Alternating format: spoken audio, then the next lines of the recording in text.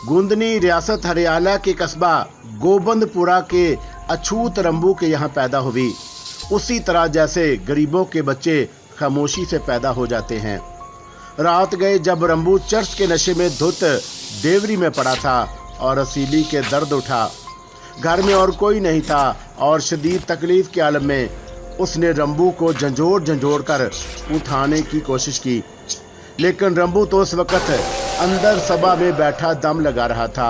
वो आंखें बंद किए मुस्कुराने के सिवा और कुछ ना कर सका। वो आइंदा भी वार करेगा और करता रहेगा। अब ना मुझे राजपाट की जरूरत है, ना शानो शौकत की। अब तो रास्ता ही बदल गया है। अब मैं पुर इसरार अलूम सीखूंगी, ख्वा उसके लिए कुछ भी करना पड़े। पिंडत मैंने नांद और उन्हें भी देख लिया जाए। लेकिन ग्रंथु महाराज, उसके होंठों पर मुस्कुराहट फैल गई। अब वो जन्म मरण के साथी हो गए और ये कोई अच्छी बात नहीं है। कम से कम ग्रंथु भी इस काबिल नहीं है कि कोई उनका जीवन बर्दाश्त करे। ठीक है ग्रंथु महाराज, आप मुझे पुत्र वाला पहुंचा दें, फिर आपकी मनोकामना भी पूरी कर दी जाएगी। ज़रूरियात से फारिग होकर वो ग्रंथु महाराज का इंतज़ार करने लगी। थोड़ी देर के बाद ग्रंथु महाराज यज्ञ में बैठकर वापस आ गए महाराज। हाँ उठिए राज रानी, ग्रंथु महाराज ने कहा। और क्या सारी तैयारियां करके आए हैं? हाँ यज्ञ तैयार है, मैंने कृष्णपुर के लिए उसे बात कर ली है। खूब, और आपके हाथों में क्या है? सुबह के भोजन का सामान, मगर भोजन यज्ञ में ही कर लेंगे, ग्रंथु महाराज ने कहा। ठीक है। राजकमल ने गर्दन हिला दी और फिर दोनों यज्ञ में आ बैठे और यज्ञ वाला यज्ञ लेकर चल पड़ा। महाराज ने भोजन की चीज़ें राजकमल के सामने रख दी और राजकमल नाश्ता करने लगी। आप भी तो लें ग्रंथु महाराज, राजकमल ने ग्रंथु महाराज को बैठे देखकर कहा। ले लूँगा गुरुदेव, महाराज एक ठंडी सांस लेकर बोले। क्या बात है, किस सोच में डूब गए आप? भगवान के कामों पर गौर कर रहा हूँ। क्या आप रानी राजकमल, महाराज प्रणाम लाल का नैन तारा, हरियाणा की महारानी, आज आप इस यज्ञ में बैठी इन मामूली चीज़ों से भोजन कर रही हैं? कोई अनोखी बात है महाराज, राजकमल मुस्कुराते हुए बोली। आप ही का हौसला है महारानी, गलत इंसान जिस समय हो वही है। बड़े दिल गुर्दे की बात है, दिल गुर्दा ना हो तो आदमी का जीवन ही कठिन हो जाए। ठीक कहती हैं, आपकी इन्हीं हैरत अंगेज शक्तियों की वजह से तो मैंने आपको गुरुदेव मान लिया है। तो फिर भरोसा कर लें ग्रंथु महाराज, राजकमल आज भी जिंदा है, सिर्फ थोड़ी सी कोशिशों की ज़रूरत है। हरियाणा फिर हमारे कब्जे में होगा। और सुन लें, विश्वास करें मेरे ऊपर, मैं एक बार फिर हरियाणा जाऊंगी, लेकिन इस बार वहां हुकूमत करने नहीं, उसे ताराज करने जाऊंगी। आग लगा दूंगी पूरे हरियाणा में, उसे अपनी आंखों से जलता देखूंगी। और ग्रंथु महाराज के भोजन की तरफ बढ़ते हुए हाथ रुक गए। उन्होंने खौफजदा निगाहों से राजकमल को देखा और फिर गर्दन हिलाते हुए बोले। मुझे एतबार है राजरानी, बिलाशुबा आप इस शक्ति की मालिक हैं, जो कह रही हैं वही कर दिखाएंगी।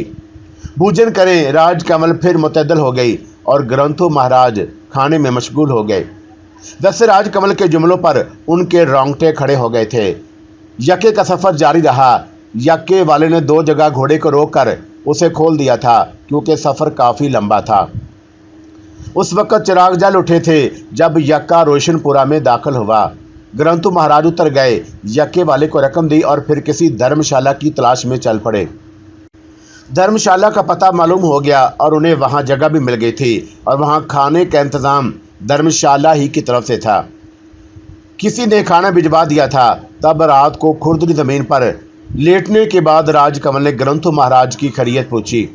ठीक हो महारानी, बस आपको देख कर हैरान होता रहता हूँ। ये आपकी गलती है महाराज, मेरी नहीं। हाँ मगर अपने आप को क्या करूँ, आपका वक्त याद आता है तो मन उदास हो जाता है। अजीब आदमी है आप भी, मेरा मन उदास नहीं होता, आप क्यों उदास हो जाते हैं? छोड़िए इन बेकार बातों को, काम की बात करें ग्रंथु महाराज, काम की बात। हाँ पुत्र वाला की बात, और मुझे वहाँ के बारे में तफसील से बताएं। और ये बताएं कि अब वहाँ चलने का क्या रहेगी।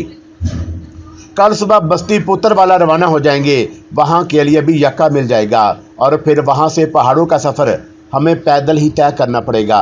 पहाड़ियाँ कितनी दूर हैं? कम से कम 6-7 कोस और बहुत दूर हैं। क्या वहाँ के लिए कोई सवारी नहीं मिलेगी? पहाड़ियों में सिर्फ महाराज और उनके चेले रहते हैं, साधु लोग अव्वल तो बस्तियों से कोई वास्ता नहीं रखते, आना भी होता है तो पैदल आते जाते हैं।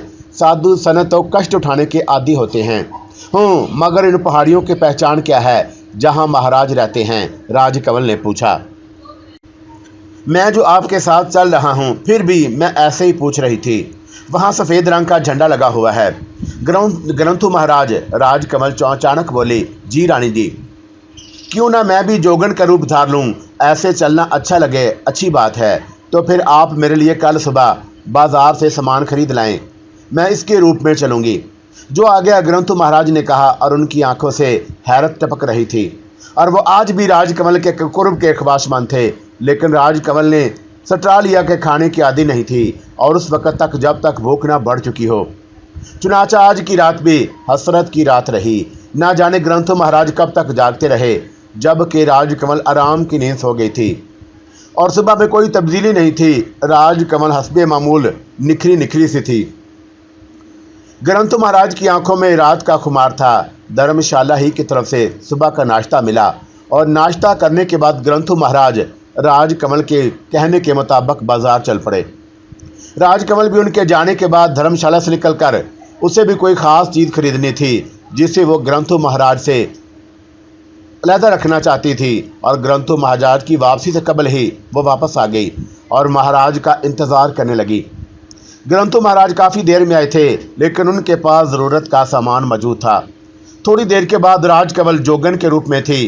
क्या ही भला रूप था, जो देखता दिल पकड़ कर रह जाता, और इस लिबास में वो हसीन से हसीन नज़र आ रही थी। बहरहाल वो यक्का करके पुत्र वाला चल पड़े।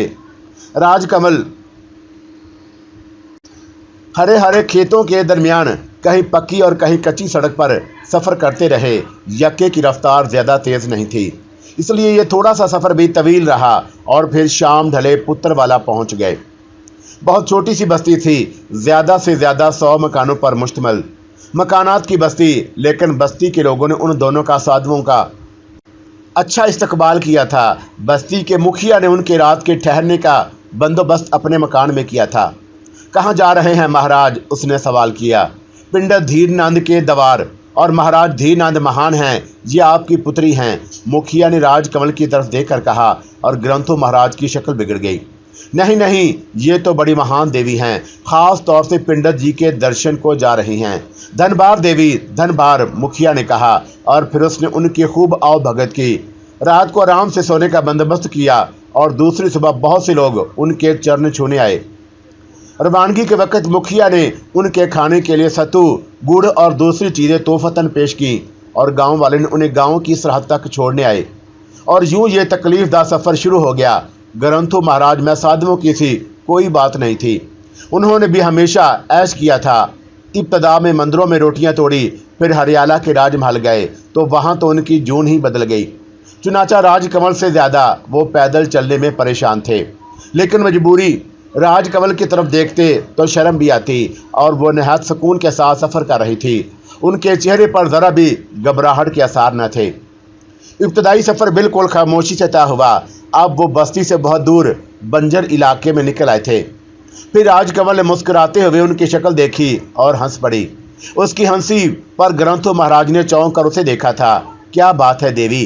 वो कराहती हुई आवाज़ में बोले। आप तो साधु हैं महाराज, इस किस्म के तो बहुत से सफ़र आपने किए होंगे। मैं जैसा हूँ तुम्हें मालूम है देवी। ग्रंथु महाराज फूले हुए सांस पर काबू पाते हुए बोले। फिर भी आप तो मर्द तो हैं महाराज। हाँ, तो क्या बात है? मैं महसूस कर रही हूँ कि आप थक गए हैं। नहीं नहीं, ऐसी कोई बात नहीं, मैं बस तुम्हारे लिए परेशान हूँ। इन फूलों जैसे पैरों में छाले पड़ जाएंगे। ग्रंथु महाराज बोले। ओहो, और मेरे पैर बड़े मजबूत हैं महाराज, आप चिंता न करें, राजकमल ने मुस्कुराते हुए कहा। और ग्रंथु महाराज खुद को मर्द साबित करने के लिए जल्दी जल्दी चलने लगे। राजकमल मुस्कुराती रही थी। आपने धीरनंद जी को देखा है ग्रंथु जी? नहीं देवी, बस उनके चर्चे सुने हैं। कितनी उम्र के आदमी हैं? काफ़ी उम्र है, उधेड़ उम्र होंगे, मगर बड़े ज्ञानी हैं। उनके बारे में बड़ी बड़ी कहानियाँ मशहूर हैं। अच्छा, राजकमल ने पुरख्याल अंदाज में गर्दन हिलाई। मगर तुमने उनकी उम्र क्यों पूछी? मैं जानना चाहती थी कि मनुष्य कितनी उम्र में ज्ञान हासिल कर लेता है। राजकमल जल्दी से बोली, और ग्रंथु महाराज खामोश हो गए। सूरज सर पर आ गया तो उन्होंने एक सायादार जगह तलाश कर ली और फिर वो बैठ गए। लाइए महाराज, खाने पीने की चीज़ें निकालिए। और ग्रंथु महाराज ने किसी वफादार नौकर की तरह खाने का सामान सजा दिया। दोनों ने खाना खाया और चंद मिनट आराम करने के बाद राजकमल खड़ी हो गई। क्यों ग्रंथु महाराज, चौंक कर बोले। बस चले महाराज। अरे मगर महारानी, सूरज तो देखो आग बरसा रहा है। चलो फिर आज इससे भी मुकाबला हो जाए, देखिए ये हमें कैसे पिघलाता है। ग्रंथु महाराज के होश गुम हो गए थे। हालांकि अभी उन्होंने ज़्यादा से ज़्यादा 2.5 कोस का फासला तय किया था, लेकिन ग्रंथु महाराज की तो ख्वाहिश थी कि अब बकिया सफ़र दूसरे दिन किया जाए। अभी तो उनकी कमर भी सीधी नहीं हुई थी कि राजकमल जाने के लिए तैयार हो गई। ऐसे मौक़ों पर उन्हें एहसास होता था कि जवानी और बुढ़ापे में क्या फ़र्क है। राजकमल हौसलामंद थी, जवान थी और वह उसके मुकाबले में बूढ़े थे, जिसका उन्हें भरपूर एहसास था। लेकिन इंसान हमेशा अपनी कमज़ोरियाँ छुपाने का आदी रहा है। ग्रंथु महाराज भी अपनी उम्र भूलकर उस जवान लड़की की मैयत में जवान बनने की कोशिश करते थे। चुनाचा तू अन तरा अन, वो भी चलने के लिए तैयार हो गए और सफ़र दोबारा शुरू हो गया। लेकिन अब ग्रंथु महाराज की जमालियाती हिस्स पैदल चलने की तकलीफ की नज़र हो गई थी। चुनाचा शाम तक का सफ़र खामोशी से तय हुआ। पत्थर की औरत अब भी पुरसकून थी और ग्रंथु महाराज सोच रहे थे कि औरतों में राजकमल की मिसाल मुश्किल ही से तय मिलेगी। और यहाँ तक कि शाम हो गई। ग्रंथु महाराज बस अब गिरे तब गिरे हो रहे थे। राजकमल ने उनकी तरफ देखा और हंस पड़ी। अरे महाराज, आपकी हालत तो बहुत ख़राब है। हाँ राजरानी, मेरी हालत वाकई ख़राब है। ग्रंथु महाराज ने एतराफ़ कर लिया कि मैं तुम्हारी जवानी का साथ नहीं दे सकता। अरे ऐसी भी क्या महाराज, इंसान जो कुछ कर सकता है वही काफ़ी है। हसीयत से आगे की बात सोचनी ही नहीं चाहिए। चलिए आराम करें। और ग्रंथु महाराज ने यह बेइज्जती बर्दाश्त कर ली। बात ठीक ही थी। चारों तरफ बेआबो गया पहाड़ियाँ बिखरी हुई थी। शाम के गहरे साए पहाड़ियों को तारीकी के समुद्र में गर्क कर रहे थे। माहौल पर अजीब सी उदासी छाई हुई थी। एक पहाड़ी के टहले दामन में पड़ाव डाल दिया गया। ग्रंथु महाराज एक चट्टान से टिककर गहरी गहरी सांसें लेने लगे। राजकमल दिलचस्प निगाहों से उन्हें देख रही थी। फिर उसने पूछा, हमने कितना रास्ता तय किया होगा महाराज? मेरा ख्याल है कि 5 या 6 कोस। ओहो, इसका मतलब है कब धीरनाथ जी की रिहाइशगाह ज़्यादा दूर ना होगी। हाँ शायद। और तुम इन टेले पर चढ़कर देखना, उनके स्थान पर जलता हुआ दिया कोसों दूर से नजर आता है। ओहो, तब तो मैं ज़रूर देखूंगी। राजकमल खड़ी हो गई। ग्रंथु महाराज की हिम्मत नहीं थी कि उसका साथ देते, खामोश बैठे रहे और राजकमल टेले पर चढ़ गई। अरे महाराज, दिया नजर आ रहा है, वो खुशी से चीखी। मैंने कहा था ना, ग्रंथु महाराज ने जवाब दिया। और उसका फासला तो 1 कोस भी ना होगा। राजकमल बच्चों की तरह खुश हो रही थी और इस वक्त उसकी मासूमियत देखकर कोई सोच भी ना सकता था कि इस नागन के एक एक मसाम में जहरी कातल भरा हुआ है। फिर वो नीचे उतर आई। आराम कर लिया महाराज? उसने पूछा।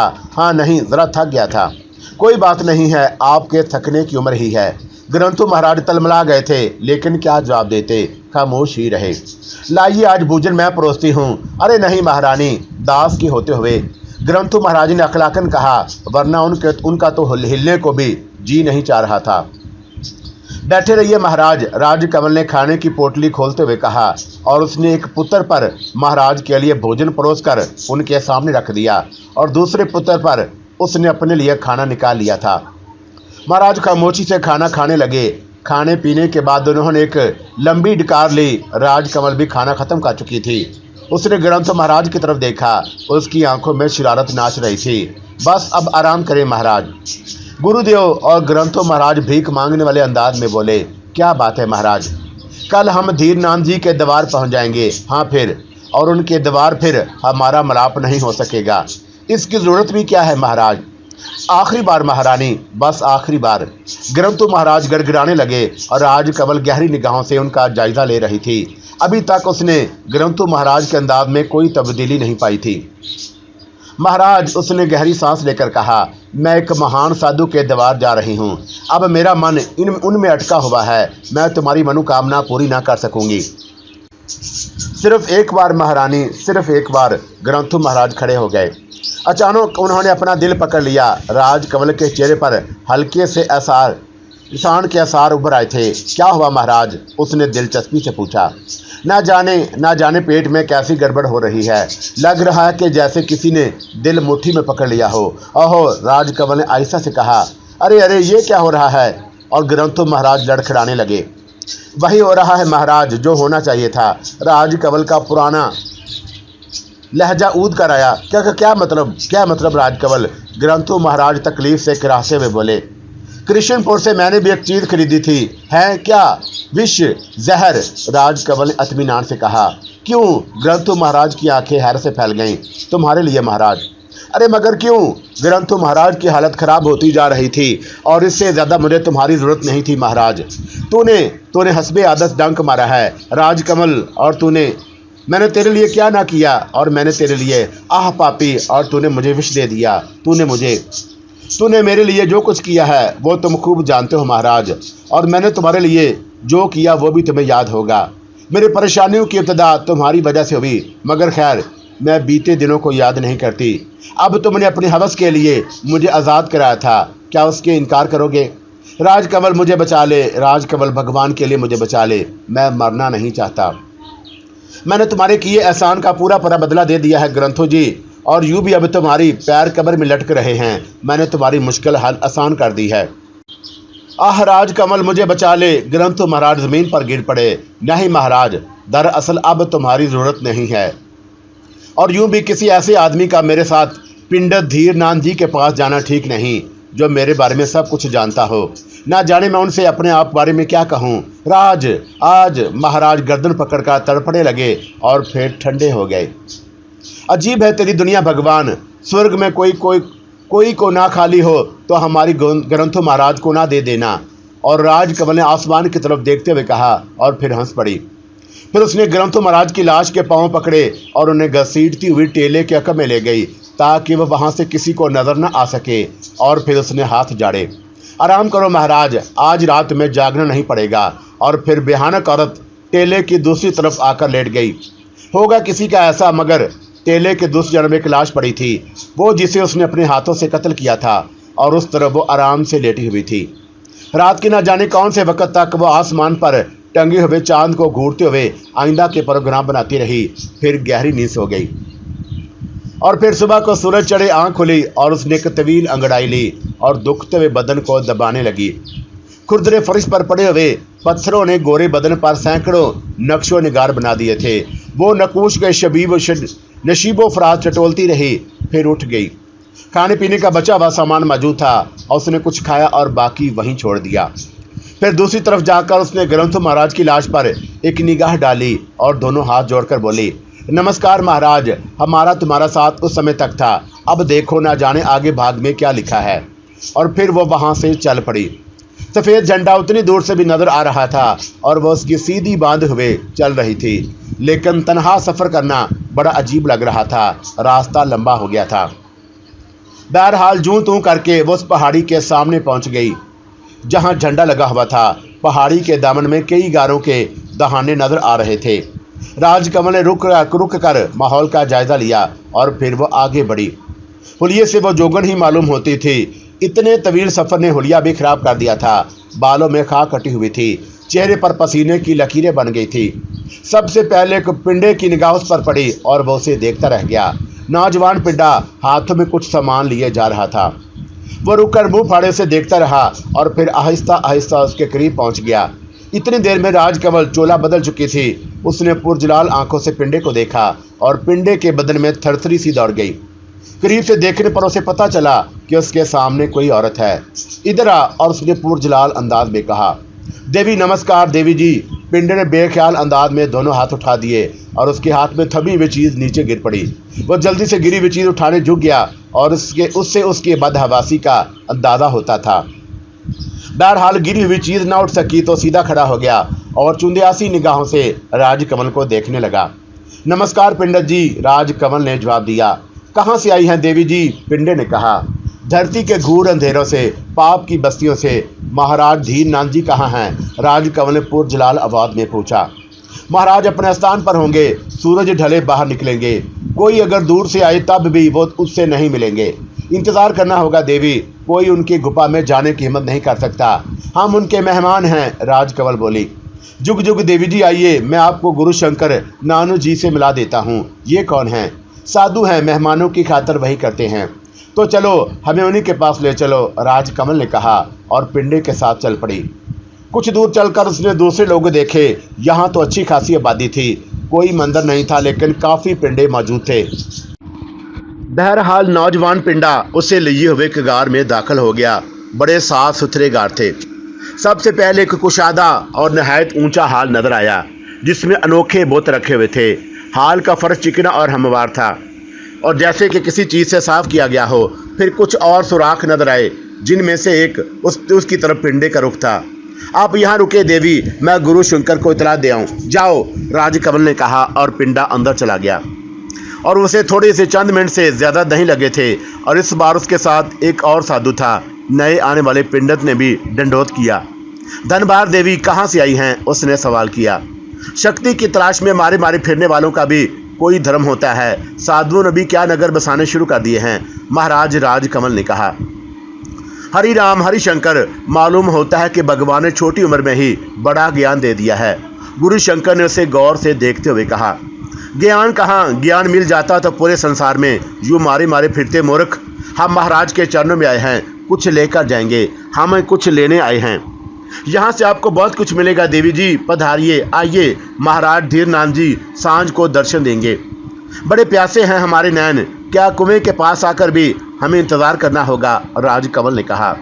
महाराज दिन भर तपस्या करते हैं, जिस गुफा में वो होते हैं किसी को जाने की इजाज़त नहीं है। तुम्हारे बारे में कौन उन्हें बताए? देवी क्षमा कर दें, शाम तक इंतज़ार कर लें। अच्छा, राजकमल ने गहरी सांस ली।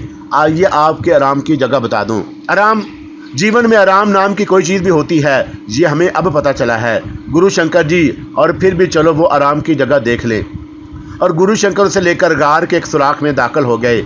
ये छोटा सा गार था और यहाँ जिंदगी की मुख्तसर तरीन ज़रूरतों की कुछ चीज़ें मौजूद थीं। ठीक है महाराज, मगर हमें स्वामी धीरनाथ जी से मिलाने का जल्द से जल्द बंदोबस्त करो। आपके आने की खबर महाराज को दे दी जाएगी। किसी चीज़ की ज़रूरत हो तो बता दें। किसी चीज़ की ज़रूरत नहीं है स्वामी शंकरनाथ, बस आप जाएं, राजकमल ने कहा और शंकरनाथ चले गए। तब राजकमल ने गहरी सांस ली। उसने अपनी अदाकारी का जायज़ा लिया। अपने ख्याल में वो अब तक बहुत खूब रही थी, अब सिर्फ धीरनाथ जी को देखना था। वो क्या थे और उसने बाद जी अपने मुकम्मल पाठ के बारे में उसे फैसला करना था। वैसे वहाँ का माहौल उसे पसंद आया था। उन वीरान पहाड़ी मकवान लोगों ने खूब आबाद किया था। वो बस्तर पर लेट गई और शाम होने का इंतज़ार करने लगी। मगर धीरनाथ जी वाकई कोई ऊंची शय हुई तो उसे आराम करने के लिए बड़े जतन करने होंगे, लेकिन जब तक वो खुद उसके बारे में कुछ ना बताए वो भी नहीं बताएगी। बात छुप गई तो उसने अपनी कौन सी बात होगी। वक्त गुजरता रहा और फिर शाम हो गई। उसने अपने हुलिये में कोई तब्दीली नहीं की थी, बस उसी तरह बैठी रही। बाहर कुछ हवाएं उबर रही थी। राजकमल संभल कर बैठ गई। फिर वो दो नौजवान पिंडे अंदर आए और उन्होंने हाथ जोड़कर प्रणाम किया। क्या बात है? राजकमल बोली। महाराज दर्शन दे रहे हैं, गुरु शंकर ने उन्हें हमारे बारे में बताया। मालूम नहीं देवी। तो फिर हमें बुलाने क्यों आए हो? राजकमल गुस्सीले अंदाज में बोली। शंकर जी ने कहा है कि आपको खबर दे दी जाए। चलो कहाँ हैं वो, मुझे बताओ। राजकमल उठ खड़ी हुई और फिर उन दोनों के साथ बाहर निकल आई। वो इस हाल से बाहर निकल आए और पिंडियों के दूसरी सीमा चल पड़े। तब राजकमल ने देखा कि सूरज डूब रहा था और उसकी नारंगी शुआएं एक पहाड़ी टुकड़े को मुनव्वर कर रही थी और उसी टुकड़े पर एक दायरा नुमा जगह में धीरनाथ जी बैठे हुए थे। तवाना जिसामत और एक जटाधारी जिसका चेहरा बहुत नरम था। वो गर्दन उठाए, आंखें बंद किए, हाथ जोड़े बैठा था और जिस जगह वो बैठा था वहां से उस जगह के दरमियान एक गहरी घाटी थी जहां से दूसरे लोग उसके दर्शन कर रहे थे। वो उस जगह का फासला ज्यादा नहीं था, लेकिन उस घाटी को यहाँ कैसे अबूर नहीं किया जा सकता था। राजकमल वहां पहुंच गई जहां दूसरे लोग खड़े थे और वो भी उनके दरमियान खड़ी हो गई। सारे पिंडत खामोश थे। माहौल बड़ा पुर इसरार था। फिर उस माहौल में राजकमल की पाठदार आवाज़ गूंजी, खूब, तो ये है पिंडत धीर नाम जी। मगर मैंने जिस सपने में देखा था वो तो ऐसा निर्दयी नहीं था, वो तो प्रेम सागर था, और ये इसे मैं क्या कहूँ। सारे पिंडत चौंक पड़े। देवी देवी, आप महाराज का अपमान कर रही हैं। तुम उस झूठे को महान कहते हो, ये पापी संसार को धोखा दे रहा है। अगर नहीं तो इसे पूछो कि ये दूसरे लोगों के मन की लगन क्यों नहीं समझता, ये क्यों नहीं जानता कि किसके मन में क्या है। मैंने उसके लिए सारा संसार छोड़ दिया, मैंने उसके लिए अपना रूप बिगाड़ लिया, और इसने अपने और मेरे दरमियान इतनी गहरी घाटी बना ली है। तुम लोग इसे मानते हो तो मानते रहो, मैं नहीं मानती। मेरे सपने झूठे थे, मैं फिर संसार में वापस लौट जाऊंगी। मैं अपना मजहब और फिर उसी तरह बनाऊंगी जैसी मैं थी। देवी देवी, भगवान के लिए उसके सामने भगवान का नाम मत लो, पुत्र नाम मलीच हो जाएगा हूँ, और मैं इसके दर्शन करने आई थी। राजकमल वापस पलट पड़ी। उसकी आवाज़ पहाड़ियों में गूंज रही थी, देवी देवी, रुक जाओ भगवान के लिए, गुरु शंकर के। और बिल्कुल नहीं रुकूंगी, और मेरे सपने टूट गए हैं। राजकमल तेजी से चल पड़ी, और तब उसके कानों ने एक भारी आवाज़ सुनी, इसे रोको गुरु शंकर, रुक जाओ देवी, भगवान के लिए महाराज ने तुम्हें रोकने के लिए कहा है। और राजकमल रुक गई, लेकिन उसने रुख नहीं बदला था। इसे हमारे सामने ले आओ। भारी आवाज़ फिर सुनाई दी, आओ देवी, महाराज धीरनाथ जी तुम्हें बुला रहे हैं। नहीं, उसे कहो कि अपने बनाए हुए फासले तोड़कर खुद मेरे पास आए। मैं उसके प्रेम में दौड़ी आई थी, बस मेरा प्रेम टूट चुका है, उसने कहा, और फिर वो तेजी से दौड़ती हुई वापस गार में आ गई। कमबख्त राजकमल ने ये नफ्सियाती गुर न जाने कहाँ से सीखे थे। मामूली इंसान तो खैर मामूली होते हैं, लेकिन बड़े बड़े घाघ इंसानों के मुकाबले में भी वो एक ठोस दीवार थी। वो लोगों को भी मुतासर करना जानती थी जो दुनिया छोड़ चुके होते हैं। उस बार में उनका सबसे बड़ा मावन उसका रूप था। दूसरे उसकी मासूम शक्ल, बस अच्छे अच्छे लोग धोखे में आ जाते, और एक बार कोई उसके जाल में फंस जाए फिर उसका निकलना मुश्किल था। वो बदाहर दिल बर्दाश्ता गार में वापस आ गई थी, लेकिन दिल ही दिल में सोच रही थी कि अब इंतज़ार करना होगा, शायद मुक्त सिर सा इंतज़ार। जो तीर वो छोड़कर आई है, अगर निशाने पर ना बैठा तो कोई बात ही ना हुई। और फिर उसका तरकश खाली तो नहीं है, अभी तो बहुत से तीर बाकी हैं। उसका अंदाज़ा दुरुस्त निकला, उसे ज़्यादा देर इंतज़ार नहीं करना पड़ा। गार में आने वाले गुरु शंकर महाराज थे। अंदर दाखिल होकर वह सीधे खड़े हो गए। राजकमल सपाट निगाहों से उन्हें देख रही थी। क्या कर रही हो देवी, उन्होंने चंद मिनट के बाद पूछा। कुछ नहीं महाराज, सोच रही हूँ फिर संसार में लौट जाऊं, राजकमल ने पारदार आवाज में कहा। कौन से संसार में, गुरु शंकर बोले। उसी में जिसे छोड़कर जोगन का रूप अपनाया था। क्यों? इसलिए कि ये जगह एक जगह है। ये जगह एक ऐसी जैसी है, प्रेम के रास्ते में चारों तरफ घाटियाँ ही घाटियाँ हैं, कोई रास्ता साफ नहीं है। जब उन दीवारों में जीवन बिताना है तो फिर भगवान की दी हुई नेमतें क्यों त्याग दी जाएं? क्या कह रही हो देवी? ठीक कह रही हूँ महाराज, बिल्कुल ठीक कह रही हूँ। तुमने महार दीननाथ जी का अपमान किया है, उन्होंने भी मेरा अपमान किया है। वो देवता समान हैं, मैं प्रेम पुजारन हूँ, मेरा प्रेम भी देवता है। बड़ी हटीली मालूम होती हो। गुरु शंकर उसकी जिद पर बेसाख्ता मुस्कुरा दिए। मन पर चोट पड़ी है महाराज, तुम क्या जानो, राजकमल ने बड़े जज्बाती लहजे में कहा। महाराज ने तुम्हें बुलाया है, मैं नहीं जाऊंगी, राजकमल जिद्दी लहजे में बोली। अरे पगली, तेरे बड़े भाग हैं, पिंडत जी महाराज किसी से भी नहीं मिलते, और उन्होंने ना जाने कितने रोज़ के बाद मुझे अपने पास बुलाया था। फिर जानती है किस लिए बुलाया था? मैं नहीं जानती। उन्होंने मुझसे तेरे बारे में पूछा था, बड़ी कृपा की उनकी। फिर उन्होंने कहा कि मैं तुझे उनके चरणों में ले आऊं, और बड़ी तपस्या कुंड में बहुत कम लोग पहुंच सके हैं, और उनसे कह दो कि मैं नहीं आऊँगी। ऐसी बातें ना करो देवी, यहाँ इस बात का कोई पसंद नहीं करेगा। औरत हूँ, मार डालो मुझे, पापन हूँ, संसार छोड़कर भगवान के चरणों में आई थी। जिंदा जाने दोगे तो फिर संसार अपना लूँगी, मार डालोगे तो सोचूंगी गलती की थी, सज़ा पाई। हरे राम, तू तो बड़ी ही जज्बाती है। ठीक है, मैं तेरी खता महाराज को सुना दूंगा, और मैं उनसे कह दूंगा कि वो नहीं आएगी। हाँ, जाओ, मेरी मौत का हुक्म ले आओ, शक्तिमान हो जो चाहे। नहीं पगली, ये प्रेम नगर है, यहाँ जीवन दिए जाते हैं, लिए नहीं जाते। मैं जा रहा हूँ, और मेरे दोबारा आने का इंतज़ार करना। गुरु शंकर जल्दी से बाहर निकल गए। राजकमल के होंठों पर पुरइसरार मुस्कुराहट फैल गई। गुरु शंकर जी, छठी का दूध याद दिला दूंगी, क्या समझते हो? और फिर वो उठ गई, और अब जोगन का लिबास उतार कर अपना लिबास पहन रही थी। रात का आखिरी पहर भी बीत गया। चिड़ियों ने चहचहाना शुरू कर दिया था। न जाने रात के कौन से हिस्से में राजकमल की आंख लग गई। उस वक्त भी वो बेखबर सो रही थी जब महाराज पंडित धीरनाथ जी अपने चेले गुरु शंकर के साथ उस गार में दाखिल हुए। श्री धर्मानंद जी खुद को बहुत लिए दिए रहते थे। सालों से उन्होंने इस समत का रुख नहीं किया था। वो घाटी की इस तरफ ही तपस्या करते थे, लेकिन गुरु शंकर ने कुछ ऐसी बातें बताई थी कि वह परेशान होकर रह गए थे। उन्होंने साल हर साल से संसार त्याग रखा था, बस तपस्या पर जान देते थे। संसार की सारी बातों से नाता तोड़ लिया था। लेकिन गुरु शंकर ने जो कुछ बताया था उसने उन्हें तड़पा दिया। गुरु शंकर ने कोई बात उनसे ना छुपाई थी और राजकमल के अल्फाज सुनकर पंडित जी परेशान हो गए थे।